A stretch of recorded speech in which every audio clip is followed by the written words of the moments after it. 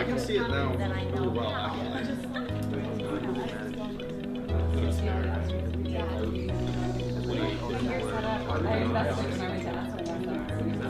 That's straight up.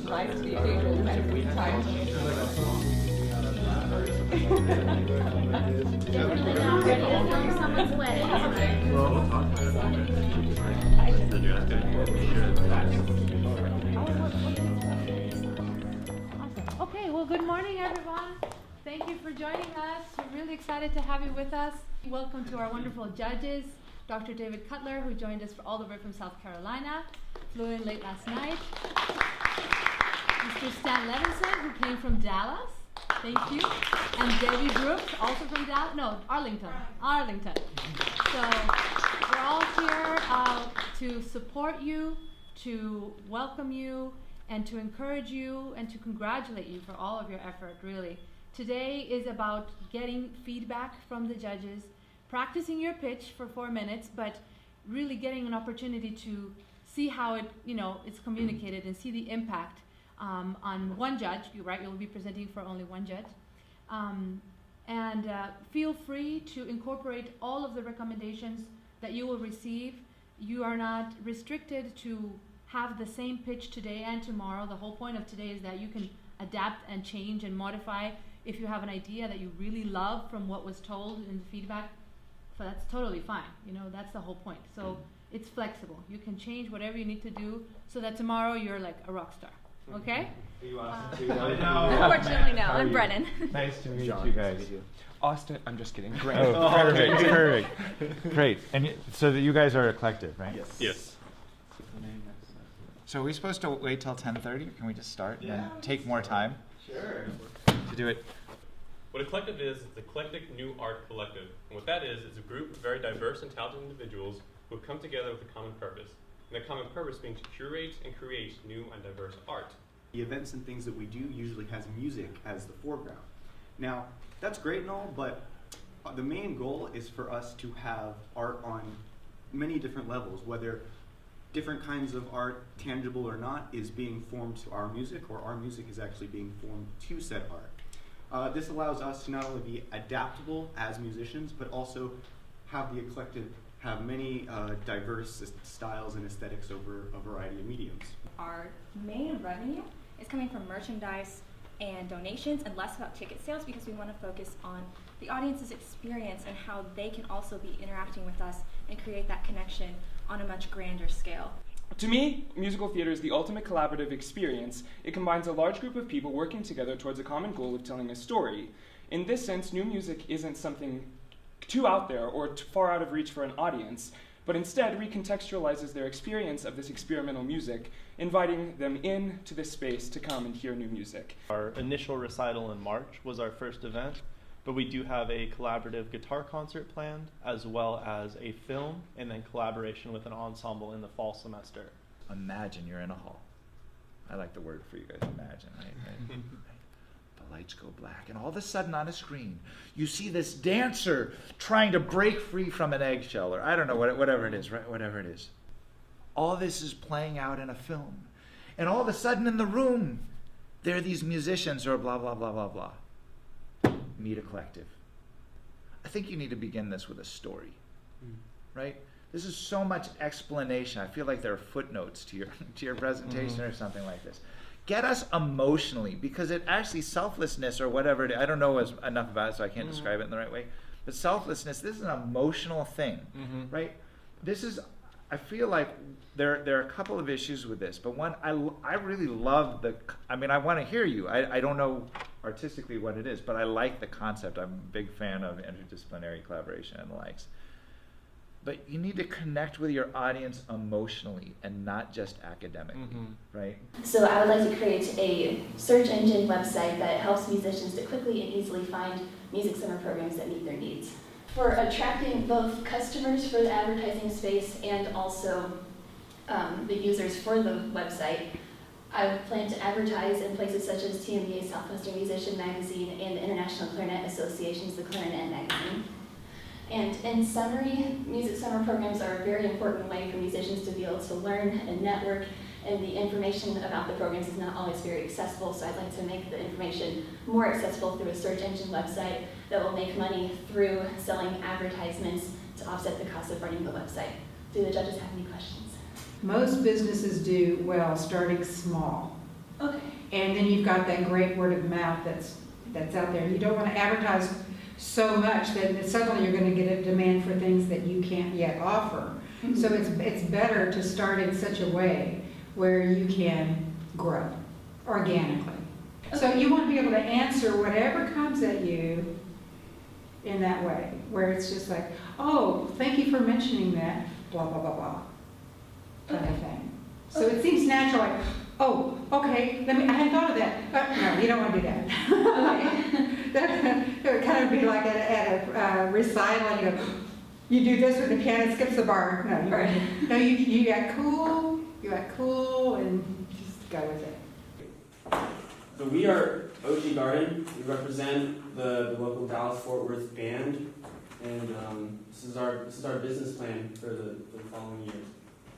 So we are a 6-member and we're self-managed team for the time being. We plan to remain independent. So though professional management will be later implemented, each decision is made through unanimous agreements or majority voting based. Your execution beyond the stage, beyond performing, how are you going to arouse excitement among the prospects to engage you, to subscribe to your service? You've got to focus on your artistry first and foremost. And if you starting out, you don't have the funding to hire a PR marketing person or team, I think forging relationships with your clients, communicating online with them, having a on-call telephone answering service, forging those relationships. But in the marketing context, positioning yourself, the new R&B, I think, has a lot of promise. Well, good morning. My name is Serena Bachleitner. I am the founding director of the Jazz Apprenticeship Program. The Jazz Apprenticeship Program has been in existence for 17 years with the mission to continue the tradition of jazz mentorship through education and performance. Students will have the opportunity to rehearse in a very serious, intensive, professional environment. Not only that, but they will receive private lessons with members of the Vanguard Jazz Orchestra, a one-on-one where they have the opportunity to receive mentorship and guidance and evaluation of their professional skills. What I'm hoping to do with this program is to bridge the gap between education and the professional arena. I think it sounds like a great program. It sounds really cool. I wish I had participated in something like this.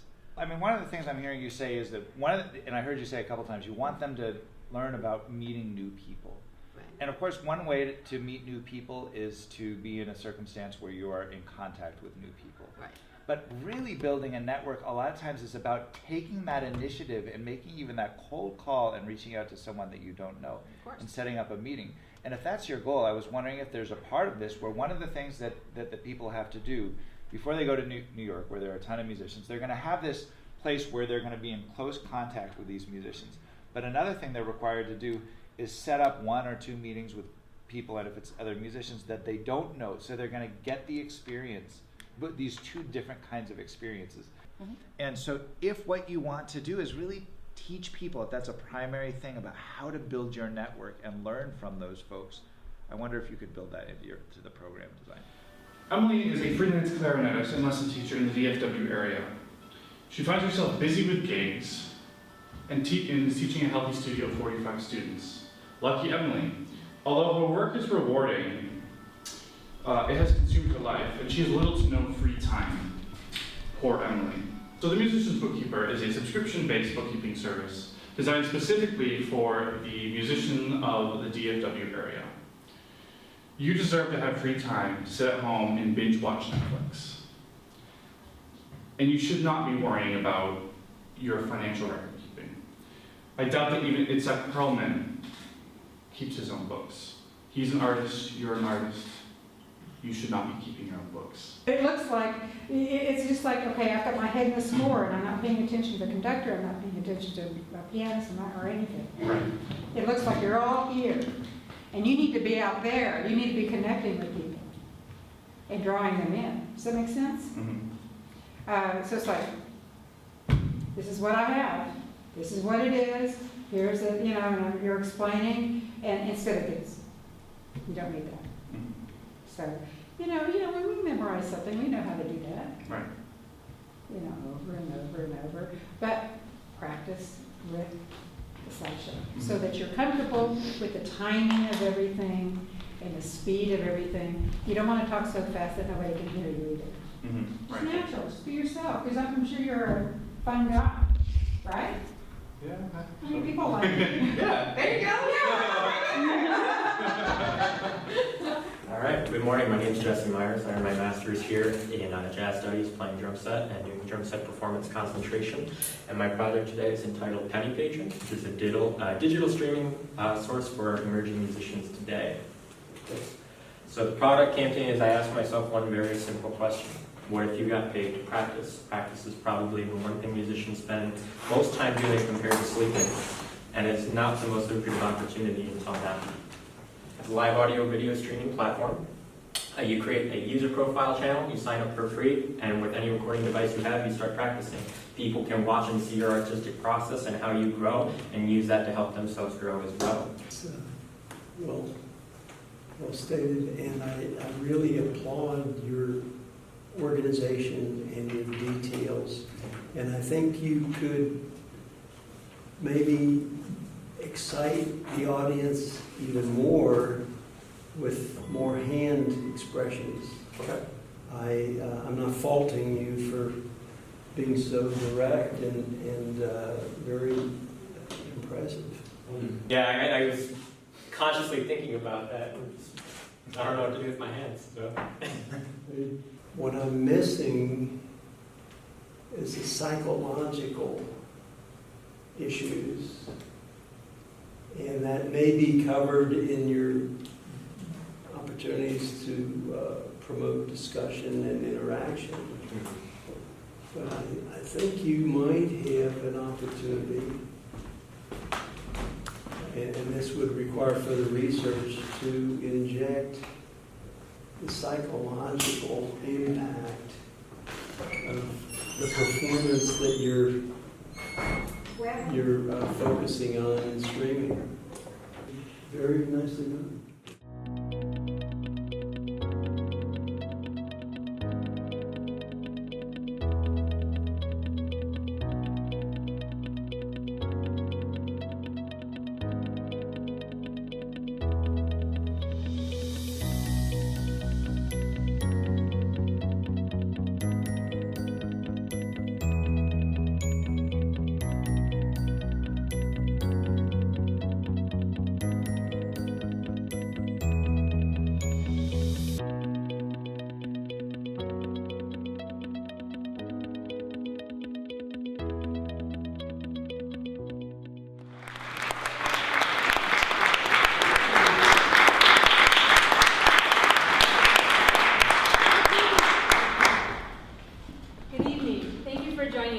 Inaugural Music Entrepreneurship Competition. This night marks the culmination of months of work during which our music students have been brainstorming, collaborating, thinking in innovative ways, and using their outstanding creativity to explore problems that need solutions, all while acquiring skills to create, manage, transform, and market their own unique music businesses. It will be a great evening, and I wish all the competitors the best of luck. Thank you again for joining us in our inaugural Music Entrepreneurship Competition.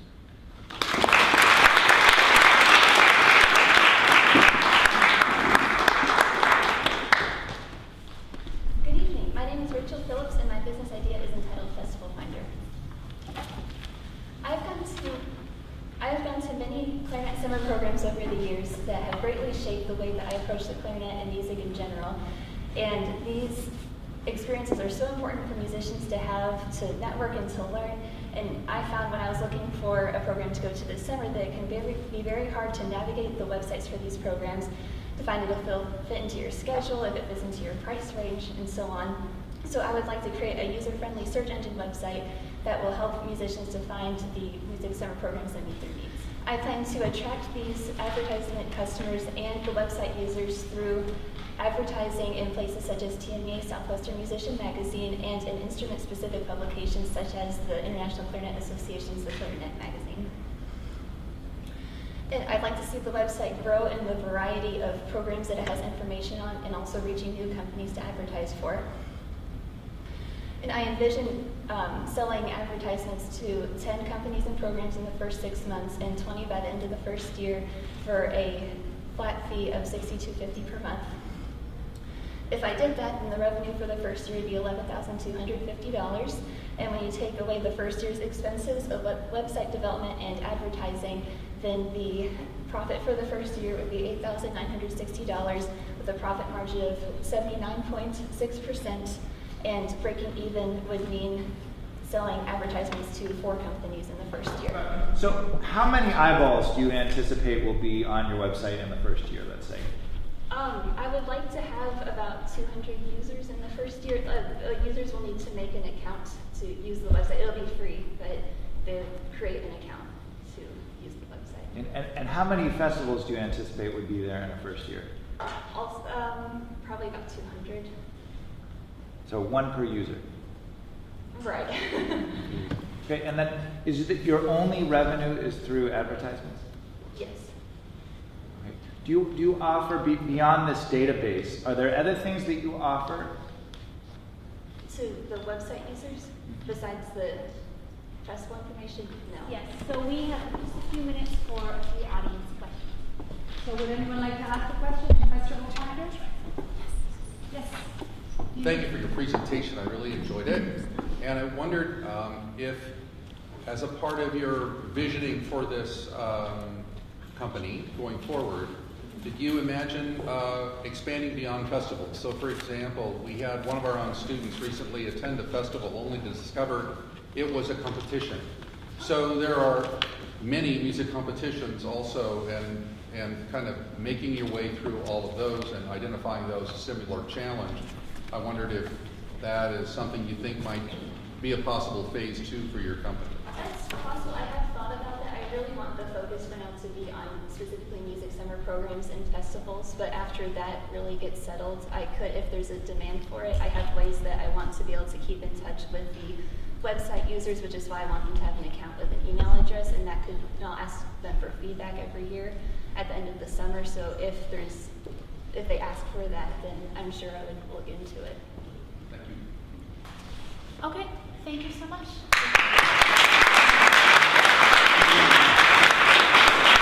So this is a little background of us and who we are.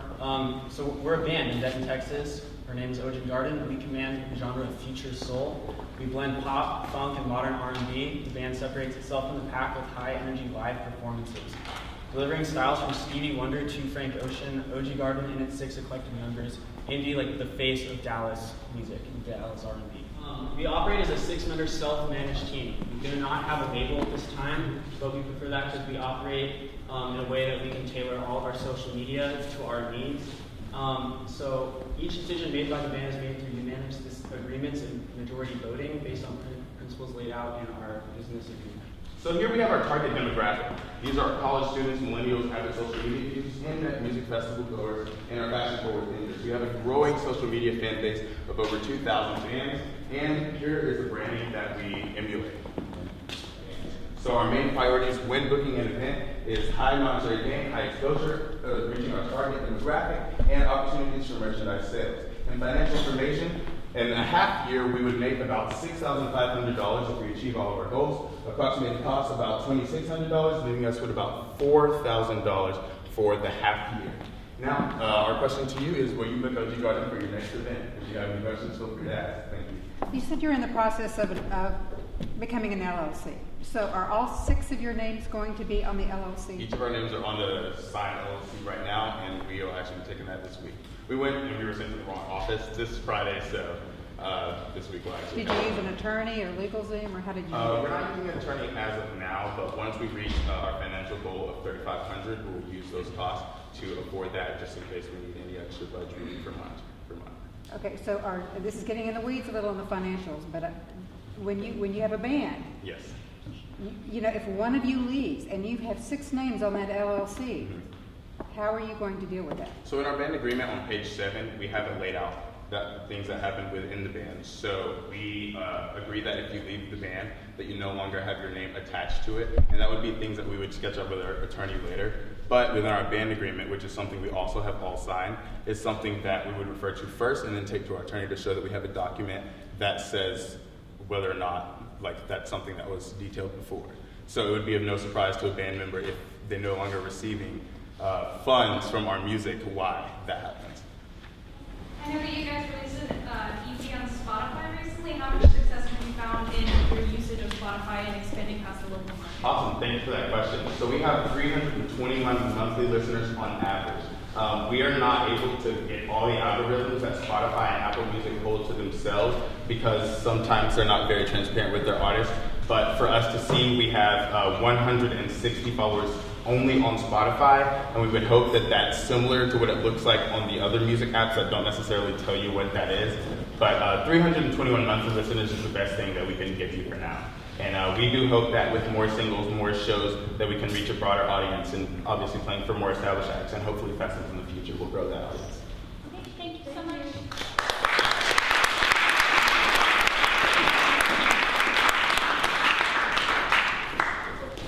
Everyone in this room has gotten to this point in their life through different means. And as a result of that, we've had different experiences. Different likes, different dislikes, different things we want out of the world, different things we want out of art. Now imagine an artistic experience that was so diverse in style, there was something that you could take home and enjoy later. Something that was stimulated all your senses in such a way that included music, dance, visual arts, theater, film. That is a collective. We are a group of writers and producers dedicated to creating and curating events of diverse and new art. One such event working right now is actually a short film that includes dance, music, and film elements.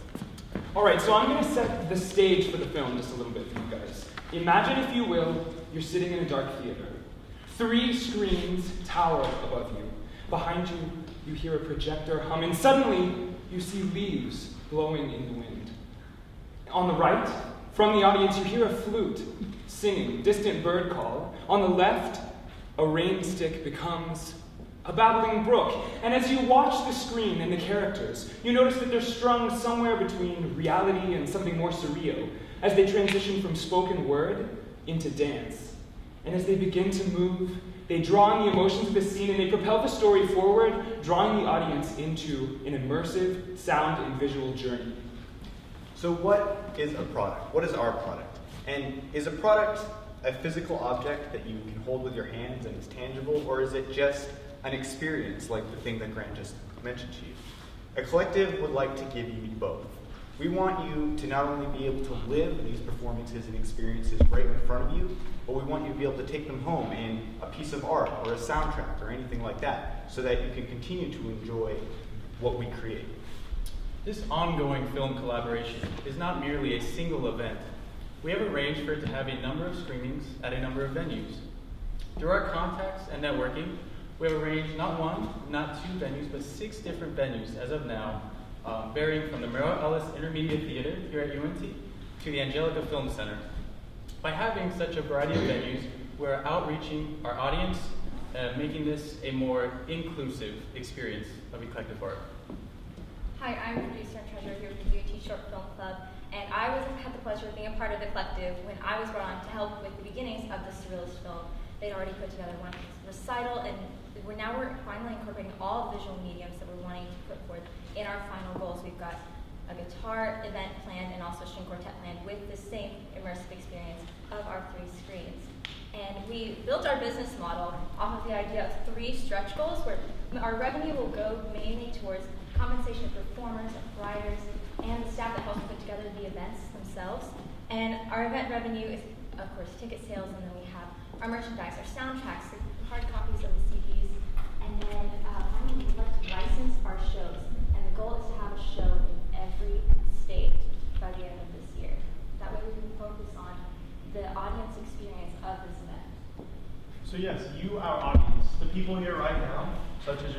supporting us, being our fans. We want to create something for you that is immersive, it's inspiring. In our track record we have our events that we've completed already and our events that we have planned, our short film in the future that we're all very excited to bring to you. These sorts of things, these events, are what we have planned as part of my collective. So when you go home, it's not the end of the event there. You will go home with something that you want to talk about. You mentioned that classic music is fading, and you're hoping to really attract renewed interest, especially among younger audiences. How does this relate, if you will, to the appeal for classic audiences? Certainly. I think the draw of any sort of medium is what we've mentioned, the sort of experience when you go in here. Someone sits in the hall and hears Beethoven's Ninth Symphony, this triumphant, scary almost opening, and it moves you. It's part of the art that moves you. Going and seeing a ballet and being moved, the suspense at a movie theater, creating something like that is more of the continuum of sound, of art that we're envisioning, rather than leaving something solely behind, but moving into what we're seeing as being a trend and enjoyed today. I'd also like to add, we're trying to stray away from the stigma that you can't understand the music if you don't have a music degree. We're trying to make it accessible for not someone who maybe just has a passion for it, but doesn't necessarily study. So you guys talked about your short film. I guess I'm kind of confused about what kind of events you would be putting on and like how you're going to get artists to perform, I guess. Okay. Is it just you guys? No, it's like we've already had one music recital, which was just based on music, and for that we ourselves hired out and have performers to play for us, perform us. So all of us are writers, so we like kind of write the music, write the film, write the choreography, and then we kind of put together, and then with our motto, we will hire musicians to play it. And that's when we host and curate our own shows. If it were to be the licensing thing, then we would license that to the other companies, and they would be the ones that do it. So we've done music shows, we've done a short film, we've been doing a string quartet collaboration that will feature videos and things like that. So all stuff you've written? Yes. Okay, thank you so much. Thank you. I'm very excited to announce a new project of the Jazz Apprenticeship Program, and this project involves UNT students.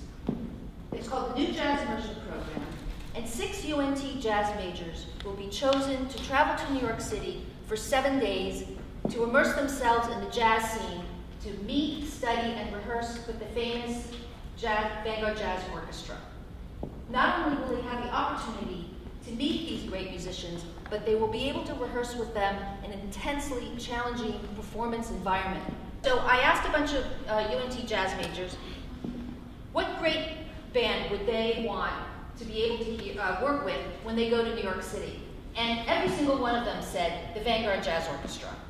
And so then also what I did was I interviewed a professor here, Rich DeRosa, who knows a lot, who's also taught in my jazz apprenticeship program in New York City. And I asked him what he thought of what this program would mean. And he does talk for about at least a minute about how wonderful this program would be for students to be able to sit in and rehearse with the Vanguard Jazz Orchestra. So I felt it was important to see that there was a professor here that highly endorsed this particular project.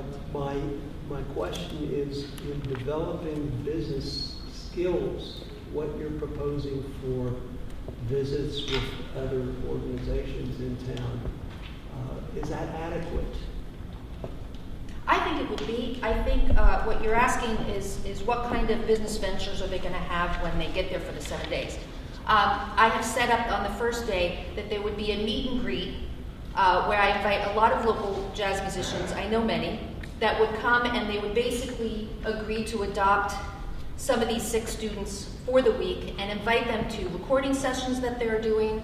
They will be able to invite them to jam sessions that they might be holding, some private lessons. And so basically these 6 students would follow them around New York City for the 7 days.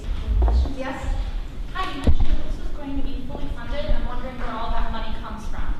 Say that one more time. You mentioned that they will have room and board, these students who go, and I'm wondering where that funding comes from. Yes, okay. So one of the reasons why I wanted to become a nonprofit 501c3 is everything that I've ever run has always been tuition-based. I've always charged quite a bit of money for tuition. And I know that there have been times when it's possible for some students to pay for that and others aren't. So the nonprofit, what I'm hoping is to build some funding for it. I've never really done funding before, to be honest, but I am a hardcore negotiator in terms of getting many venues to come down in price and to be willing to donate their time. I already have New York City hosts that I already have 5 out of the 6 that are willing to take students in during this 7 days. I already have someone who's donating a location. So right now, at least in terms of funding it, I'm now tapping into all the connections that I've nurtured over the last 35 years for people who believe in every project I've done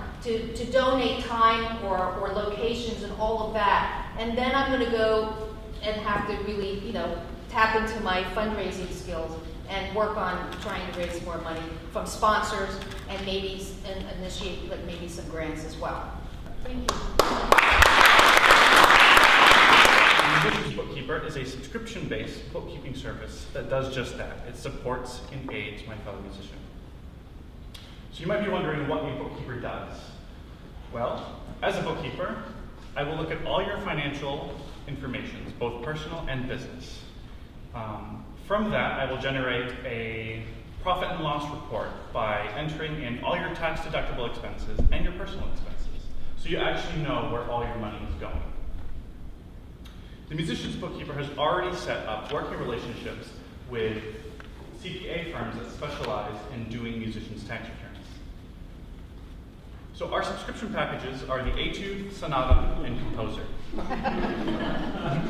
The Etude is our basic bookkeeping package that offers monthly account reconciliations, monthly profit and loss reports, quarterly meetings to discuss your finances, and tax documentation preparation. The Sonata, our full-service bookkeeping package, is the Etude, plus the options for payroll processing, customer invoicing, collection services, money management strategies, and retirement planning.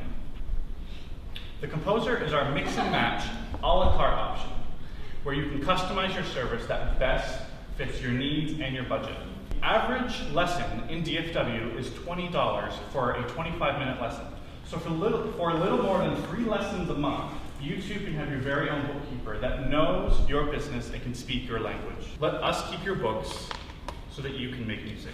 I'm shocked to learn that some musicians have financial issues. How much time do you spend with each of your clients?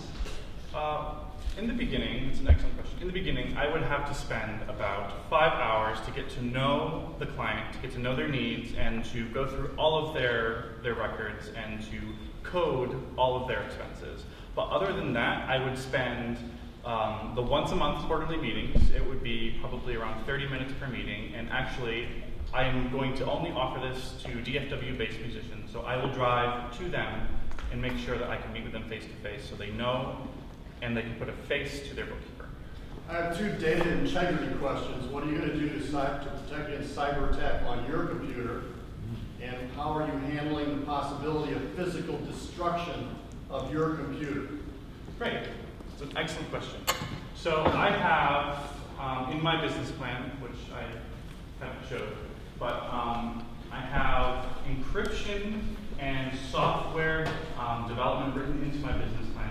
So there are services out there that will protect with an incredible firewall my technology, and I have all of my information backed up into a secure cloud, also protected by that same software.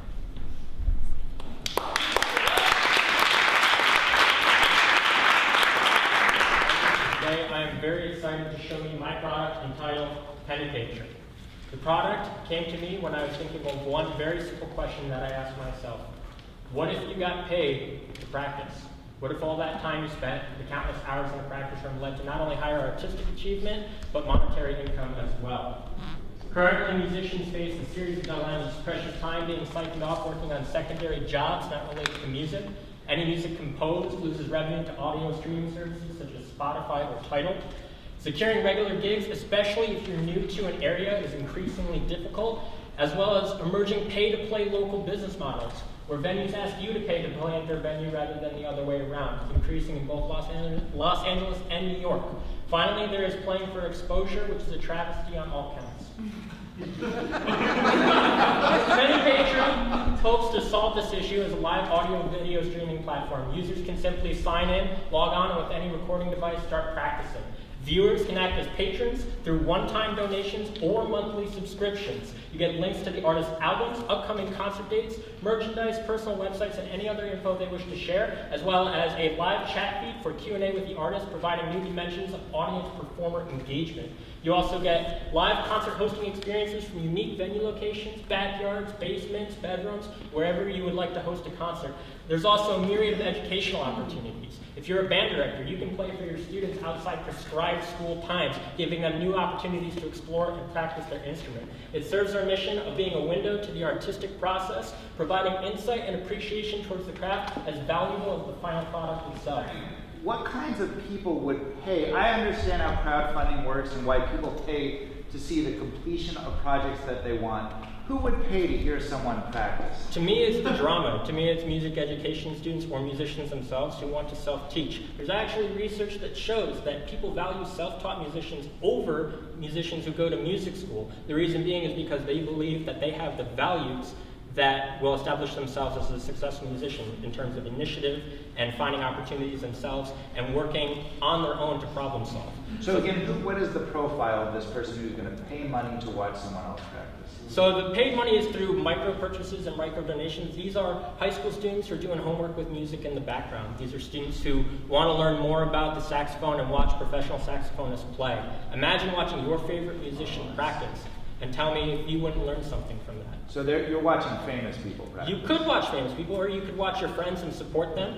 Rather than use a GoFundMe page or something that establishes donations without any real interaction, you can be a part of their investment into their own musicianship. Okay, you talked about, it said account upgrades. Mm-hmm. So the basic account, what do you get for that? And what Free. Basic account is free. Anyone can sign up and anyone can you had two learn. other upgrades, so what do you get for each of those? So you get one account upgrade at $4.99 a month, and that is a basic upgrade that gets you ad-free viewing, which would offset any lost ad revenue, because if you're signing up for free, obviously we don't make any money. So that's part of it. Monthly subscriptions to individual artists would be split 50-50 between the artist and the website, which would pay for server maintenance and promotion and all the transaction fees that we would incur. On top of that, there's ad revenue that we can establish or sponsored content. If you imagine, I'm a drum set performer, for example. If you had Evan's drum heads, promoting their own channel where they get to test out their heads in front of everybody, have a live Q&A and demonstrate their product for free, wouldn't you do it? How do you propose to deal with the legalities of obtaining the rights for the music that the people will be practicing? Sure. Composers and publishers. So that was a concern for me as well. Part of it is going to be involved in our terms of use in our agreement. We would like to focus starting with original music, and that could help avoid a lot of early costs. A lot of the legal material that I have to discover would require further research, but my hope is that we can reach agreements with either record companies or, for example, Hal Leonard and publishing companies who would allow, or perhaps we pay them to allow musicians to practice music on our website. Thank you so much. Thank you. Good evening, and thanks for your attention tonight. I'm thrilled to have the chance to tell you about the Allegro Project. My name is Jen Guzman, and I believe that the sole power of music is to connect people. The mission of the Allegro Project is to create meaningful relationships and experiences between isolated seniors and musicians by bringing live classical music directly to the nursing home. So for the people who can no longer bring themselves, we'll bring the music to them. And the purpose of the concert is to uplift and celebrate the lives of seniors while also providing performance opportunities for the plethora of musicians in Denton with gigs in Denton. And it's also a chance for the community to invest in everybody's future by providing these cultural services at nursing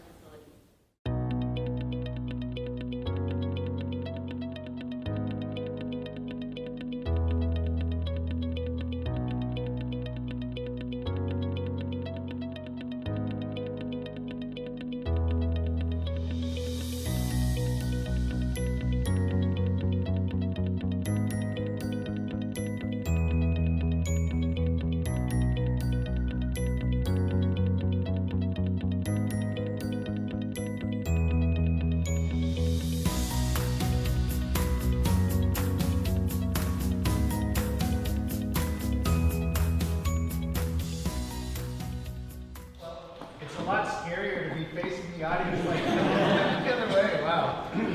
I just wanted to start by saying, since I am a visitor in your land, it has been an absolute pleasure to be here. My hat is off to Dean Richmond, to Dr. Claure, to the faculty and the students here. You guys have a really special program. So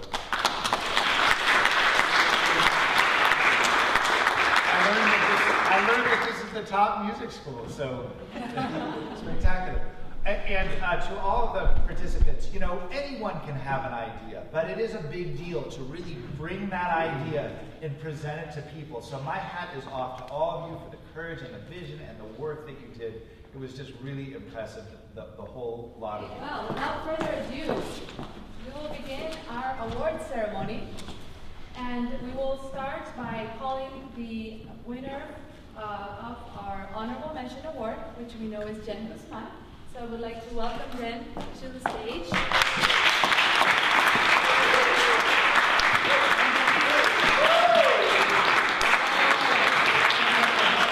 our third place winner in the undergraduate track is Festival Finder.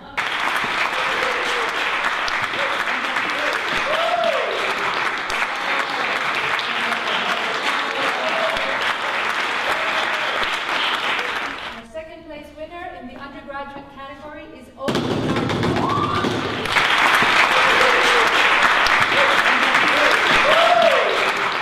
and our first place winner is $5,000. Congratulations, Eclectic.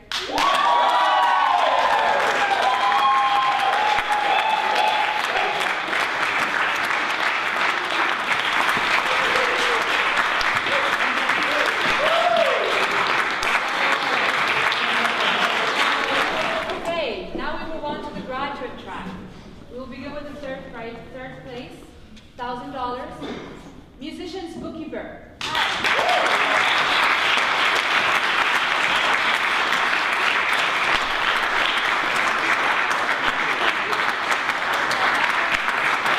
Our second place winner in the category, recipient of $2,500, is Penny Patron.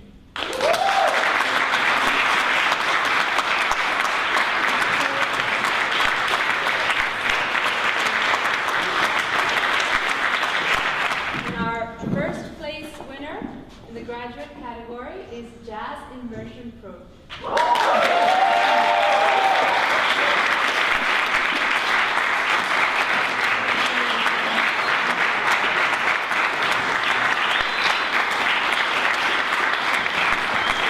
Now it is time to announce our final award, which is the Audience Choice Award and $1,000.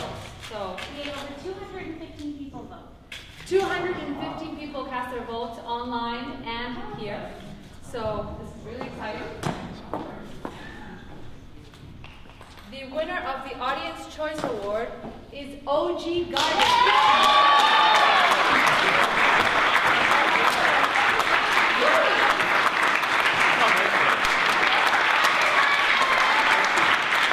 Thank you for supporting our college. Thank you for supporting our students. Thank you for our wonderful judges and all their help. And it's been a great experience. I feel honored to have been given this opportunity. Thank you,